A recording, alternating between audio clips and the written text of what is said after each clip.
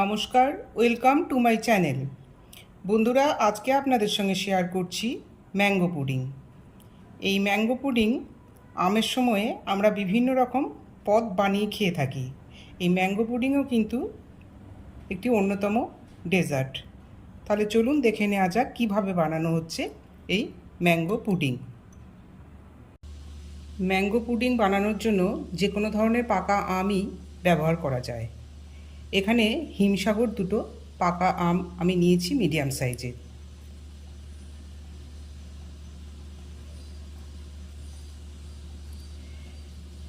এই আমের খোসা ছাড়িয়ে আমটা গ্রেট করে নেব।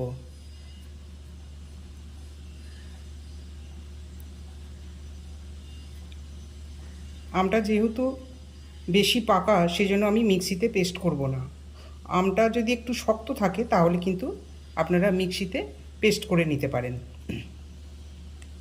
আমের খোসাটা খুব পরিষ্কারভাবে কিন্তু তুলে দিতে হবে। আমের খোসাগুলো আমি ছাড়িয়ে নিয়েছি। এবার এই আম দুটো গ্রেটারের সাহায্যে গ্রেট করে নেব।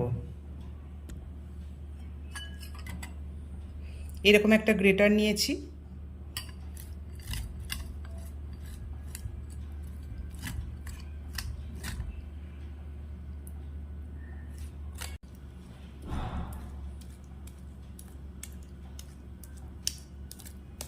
দুটো আমের থেকে পাল্প এতটা বেরিয়েছে, আর গ্রেটারে করে করার জন্য আটিটা খুব পরিষ্কারভাবে এখান থেকে সমস্ত আমটা নেওয়া গেছে।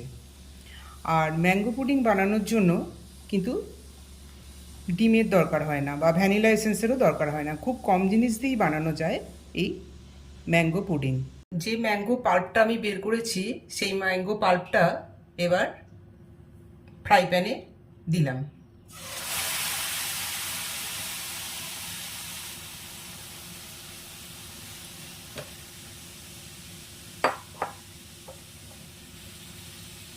এটা মিডিয়াম ফ্লেমে একটু বয়েল করে নিতে হবে।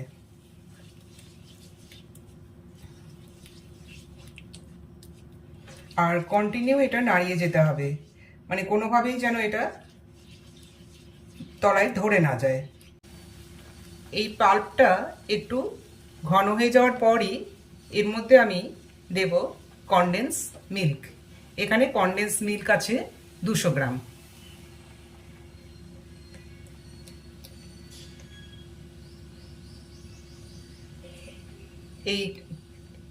এখানে কনডেন্স মিল্ক ব্যবহার করেছি।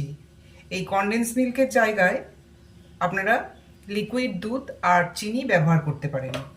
সেক্ষেত্রে দুধ নিতে হবে 500 ml।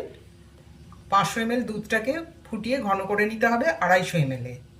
আর চিনির পরিমাণ হবে হাফ কাপ।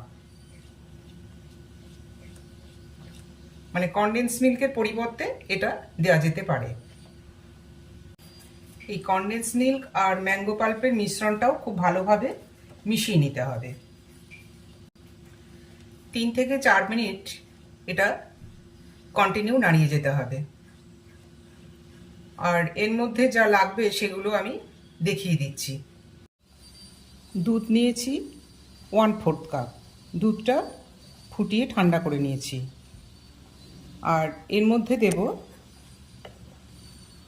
2 চা চামচ কর্নফ্লাওয়ার।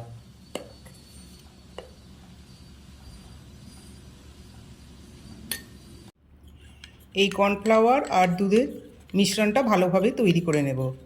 এটা এই পুডিংয়ের পরে কাজে লাগবে। আম আর কনডেন্স মিল্কের মিশ্রণটা কিন্তু খুব ভালোভাবে বয়েল হয়ে গেছে। এবার যে দুধ আর কর্নফ্লাওয়ারের মিশ্রণটা আমি তৈরি করেছিলাম সেটা এর মধ্যে দিয়ে দেব।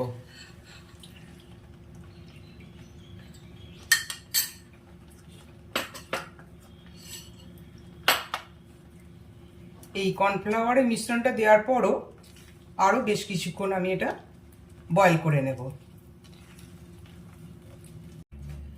সব মিশ্রণগুলোই খুব ভালোভাবে তৈরি হয়ে গেছে, বয়েল করা হয়ে গেছে।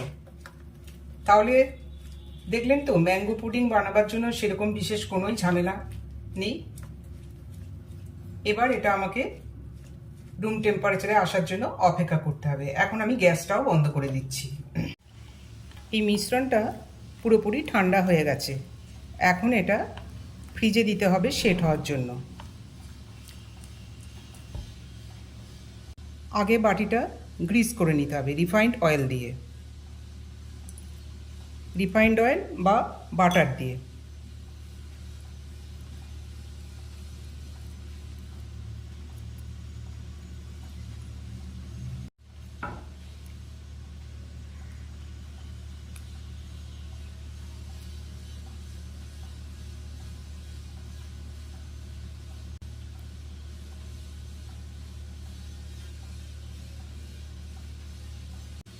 এটা ফ্রিজে রাখতে হবে 3 ঘন্টার জন্য। 3 ঘন্টা পর ফ্রিজ থেকে বের করে আমি সার্ভ করে দেব। এইভাবে বাটিটা একটু ট্যাপ করে নিলেই উপর থেকে একদম সমান হয়ে যাবে জিনিসটা। 3 ঘন্টা পরে ম্যাঙ্গো পুডিং ফ্রিজ থেকে বের করলাম। এবার এটা প্লেটে সার্ভ করে দেব।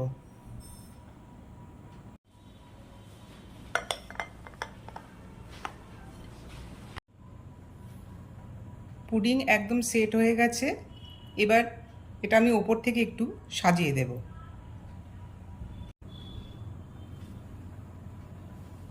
এই সাজানোর ব্যাপারটা কিন্তু নিজের নিজের পছন্দ মতো সাজিয়ে নেবেন।